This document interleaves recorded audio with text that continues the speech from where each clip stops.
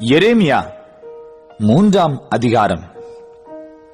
ஒரு புருஷன் தன் மனைவியை தள்ளிவிட அவள் அவனிடத்திலிருந்து புறப்பட்டு போய் அந்நிய புருஷனுக்கு மனைவியானால் அவன் அவளிடத்தில் இனி திரும்ப போவானோ?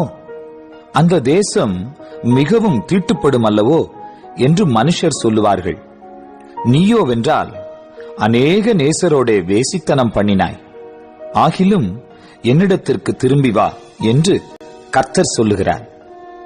நீ மேடுகளின் மேல் உன் கண்களை ஏறெடுத்து நீ வேசித்தனம் பண்ணாத இடம் ஒன்று உண்டோ என்று பார். வனாந்தரத்திலே அரபியன் காத்துக் கொண்டிருக்கிறது போல நீ வழியோரங்களில் உன் நேசருக்கு காத்துக் கொண்டிருந்து உன் வேசித்தனங்களாலும் உன் அக்கிரமங்களாலும் தேசத்தை தீட்டுப்படுத்தினாய். அது நிமித்தம் மழை வருஷியாமலும் பின்மாறி இல்லாமலும் போயிற்று. உனக்கோ சோர ஸ்திரீயின் நெற்றி இருக்கிறது, நீயோ நாணமாட்டேன் என்கிறாய். நீ இது முதல் என்னை நோக்கி, என் பிதாவே, தேவரீர் என் இளவயதின் அதிபதி என்று சொல்லி சதா காலமும் கோபத்தை வைப்பாரோ, அதை என்றென்றைக்கும் காப்பாரோ என்கிறாய் அல்லவோ? இதோ இப்படி நீ சொல்லியும் பொல்லாப்புகளை செய்து மிஞ்சி போகிறாய் என்கிறார். யோசியா ராஜாவின் நாட்களிலே கர்த்தர் என்னை நோக்கி, சீர்கட்ட இஸ்ரவேல் என்பவள் செய்ததை கண்டாயா? அவள் உயரமான சகல மலையின் மேலும் பச்சையான சகல மரத்தின் கீழும் போய் அங்கே வேசித்தனம் பண்ணினாள். அவள் இப்படியெல்லாம் செய்த பின்பு நீ என்னிடத்தில் திரும்பி வா என்று நான் சொன்னேன். அவளோ திரும்பவில்லை.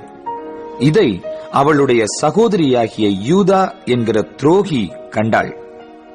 சீர்கட்ட இஸ்ரவேல் என்பவள் விபசாரம் பண்ணின முகாந்தரங்கள் எல்லாவற்றின் நிமித்தமும் நான் அவளை அனுப்பிவிட்டு அவளுடைய தள்ளுதற் சீட்டை அவளுக்கு கொடுத்த போதும் அவளுடைய சகோதரியாகிய யூதா என்கிற துரோகி பயப்படாமல் இவளும் போய் வேசித்தனம் பண்ணினாள். இதை நான் கண்டேன். பிரசித்தமான அவளுடைய வேசித்தனத்தினாலே தேசம் தீட்டுப்பட்டு போயிற்று. கல்லோடும் மரத்தோடும் விபசாரம் பண்ணி கொண்டிருந்தாள் என்றார். இவைகளையெல்லாம் கண்டும் யூதா என்கிற அவளுடைய சகோதரியாகிய துரோகி கள்ளத்தனமாய் திரும்பினாளே அன்றி முழு இருதயத்தோடும் என்னிடத்தில் திரும்பவில்லை என்று கர்த்தர் சொல்லுகிறார். பின்னும் கர்த்தர் என்னை நோக்கி, யூதா என்கிற துரோகியை பார்க்கிலும் சீர்கட்ட இஸ்ரவேல் என்பவள் தன்னை நீதி உள்ளவளாக்கினாள். நீ போய் வடதிசையை நோக்கி கூற வேண்டிய வார்த்தைகள் என்னவென்றால், சீர்கட்ட இஸ்ரவேலே, திரும்பு என்று கர்த்தர் சொல்லுகிறார். நான் உங்கள் மேல் என் கோபத்தை இறங்க பண்ணுவதில்லை. நான் கிருபையுள்ளவர் என்று கர்த்தர் சொல்லுகிறார். நான் என்றைக்கும் கோபம் வைக்க மாட்டேன். நீயோ உன் தேவனாகிய கர்த்தருக்கு விரோதமாய் துரோகம் பண்ணி பச்சையான சகல மரத்தின் கீழும் அந்நியரோடே சோர மார்க்கமாய் நடந்து உன் அக்கிரமத்தையும் என் சத்தத்துக்கு செவிகொடாமற் போனதையும் ஒத்துக்கொள் என்று கர்த்தர் சொல்லுகிறார். சீர்கட்ட பிள்ளைகளே, திரும்புங்கள் என்று கர்த்தர் சொல்லுகிறார்.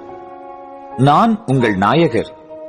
நான் உங்களை ஊரில் ஒருவனும் வம்சத்தில் 2 பேருமாக தெரிந்து உங்களை சீயோனுக்கு அழைத்துக் கொண்டு வந்து உங்களுக்கு என் இருதயத்துக்கு ஏற்ற மெய்ப்பர்களை கொடுப்பேன். அவர்கள் உங்களை அறிவோடும் புத்தியோடும் மெய்ப்பார்கள். நீங்கள் தேசத்திலே பெருகி பலுகுகிற அந்நாட்களிலே அவர்கள் கர்த்தருடைய உடன்படிக்கை பெட்டி என்று இனி சொல்வதில்லை. அது அவர்கள் மனதில் எழும்புவதும் இல்லை. அது அவர்கள் நினைவில் வருவதும் இல்லை. அதை குறித்து விசாரிப்பதும் இல்லை. அது இனி செப்பனிடப்படுவதும் இல்லை என்று கர்த்தர் சொல்லுகிறார். அக்காலத்திலே எருசலேமை கர்த்தருடைய சிங்காசனம் என்பார்கள். சகல ஜாதியாரும் எருசலேமில் விளங்கிய கர்த்தருடைய நாமத்தின் நிமித்தம் அதனிடமாக சேருவார்கள். அவர்கள் இனி தங்கள் பொல்லாத இருதயத்தின் இச்சையின்படி நடவார்கள். அந்நாட்களிலே யூதா வம்சத்தார் இஸ்ரவேல் வம்சத்தாரோடே சேர்ந்து அவர்கள் ஏகமாய் வடதேசத்திலிருந்து புறப்பட்டு நான் தங்கள் பிதாக்களுக்கு சுதந்திரமாக கொடுத்த தேசத்திற்கு வருவார்கள்.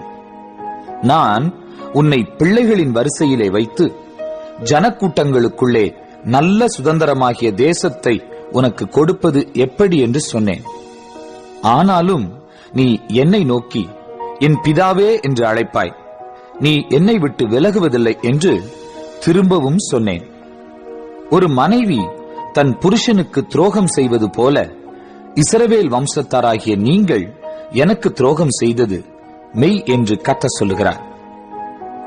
இஸ்ரவேல் புத்திரர் தங்கள் வழியை மாறுபாடாக்கி தங்கள் தேவனாகிய கர்த்தரை மறந்ததின் நிமித்தம் அழுது கொண்டு விண்ணப்பம் செய்யும் சத்தம் உயர்ந்த ஸ்தானங்களிலே கேட்கப்படும்.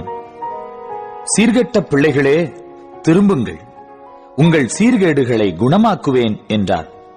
இதோ உம்மிடத்தில் வருகிறோம், நீரே எங்கள் தேவனாகிய கர்த்தர்.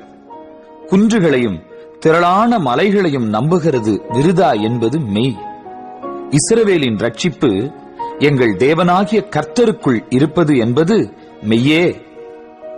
இந்த லட்சையானது எங்கள் சிறுவயது முதல் எங்கள் பிதாக்களுடைய பிரயாசத்தையும் அவர்கள் ஆடுகளையும் மாடுகளையும் அவர்கள் குமாரரையும் குமாரத்திகளையும் பட்சித்து போட்டது. எங்கள் லட்சையிலே கிடக்கிறோம், எங்கள் அவமானம் எங்களை மூடியிருக்கிறது. நாங்களும் எங்கள் பிதாக்களும் எங்கள் சிறுவயது முதல் இந்நாள் வரைக்கும் எங்கள் தேவனாகிய கர்த்தருக்கு விரோதமாக பாவம் செய்தோம். எங்கள் தேவனாகிய கர்த்தருடைய சொல்லை கேளாமலும் போனோம்.